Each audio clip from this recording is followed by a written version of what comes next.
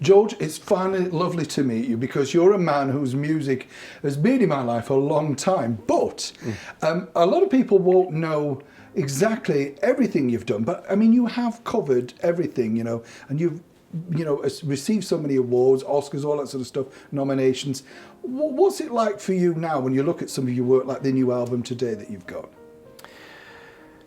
Well, I feel very lucky, I mean, first of all, because the work that I do has always depended on other people working. So I've been very fortunate. I feel like the butler at a, you know, who's worked at some of the great houses, that I've been able to write music for some really wonderful films and things in the theatre and on television with some great people. And yeah, and I still can and do, and it's what I love, so it's good. And also I work, and I suppose this project, this album, is about something else as well, which is that the great privilege of writing music in any form is the fact that you get to work with great musicians. Yeah. And this album is the result, in a way, of my working with a really great musician who has made this album of my music, and Simon Chamberlain, and he's just a wonderful player. So in all those ways, yeah, it's good. It's been very, very good. Can we talk about one of my favourite things, Mrs. Henderson Presents? Yes. I loved that, I have to say. I was always fascinated. I was lucky enough to meet one or two of the original Windmill Girls. And I love that story because I thought it was... it's a fascinating story when you think about it, because it's revolutionary in a sense. All those weird characters like Mrs. Henderson and Vivian Van Damme and all the comics that got a break on this.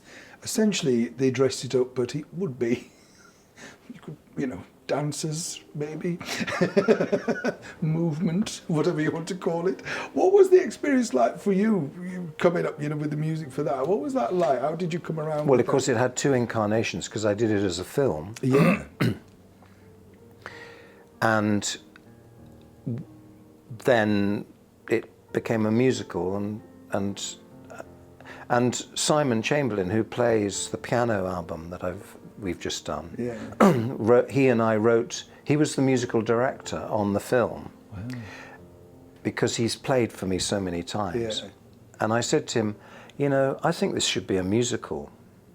And he said, oh, well, if it's a musical, he said, listen, if it's a musical, he said, he said, he's very straight talking. He's from Mansfield. Oh, well, Nottinghamshire, yeah. Yes, yes.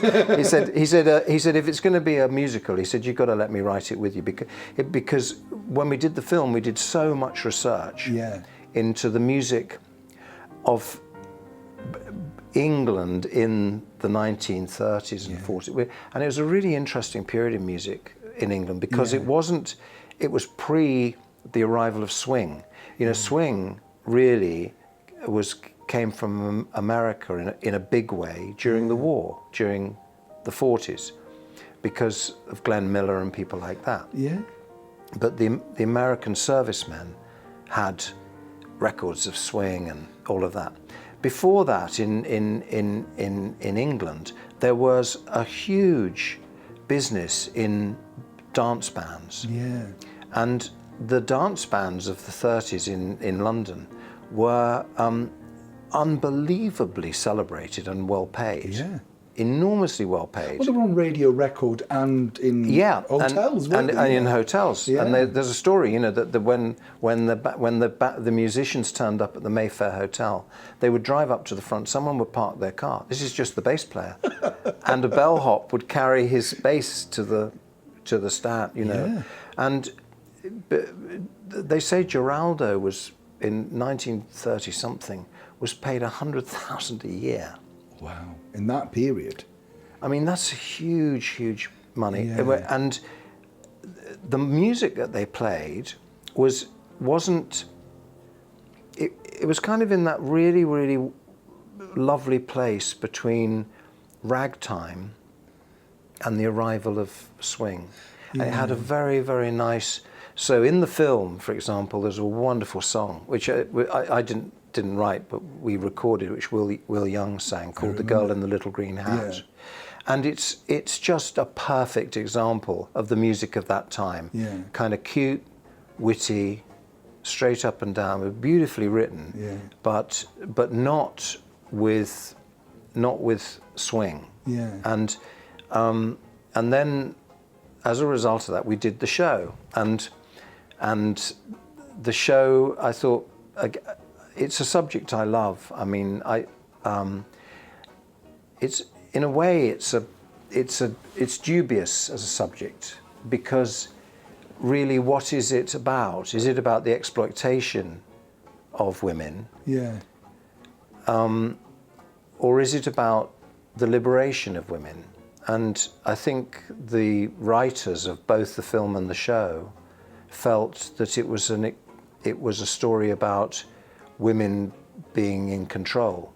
I thought that personally. I thought it was like it probably was the first time that they felt they were in control. Yes. You know, it was their choice. Yes, to do exactly. this. And Yeah. and that somehow they were now, you know, several commentators and critics felt very, very differently about it.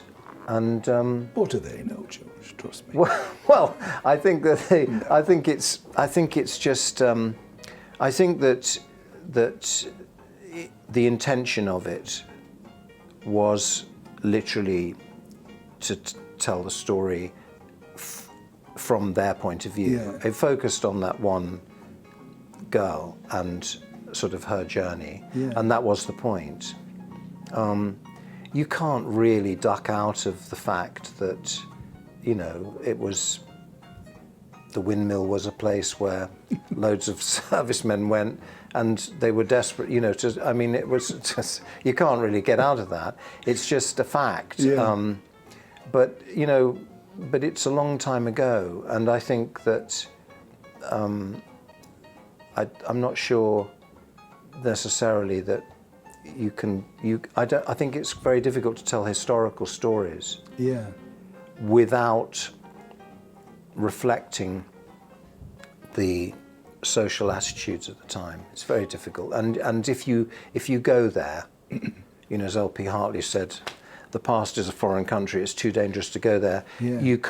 If you go there with a story, you have to take it on the chin. If somebody says, "Well, I'm sorry, but this is politically incorrect," you have to say, "Yeah, well, I know, but that's the story we're telling." Yeah, That's the and time. you can't. That's what I was thinking, even about the modern times. That's what they did. You know, that was. I mean, you know, as I say, we were lucky enough to meet a few of them, and some of them were quite brazen about it. You know, but it was a means to an end. You know, they were young, they got signed up, and if you think about it, they've gone from nothing to being in a West End theatre. Yeah. And getting paid. Yeah. You know, so I don't know. I thought it was a wonderful piece of work. Let me tell you, I loved it.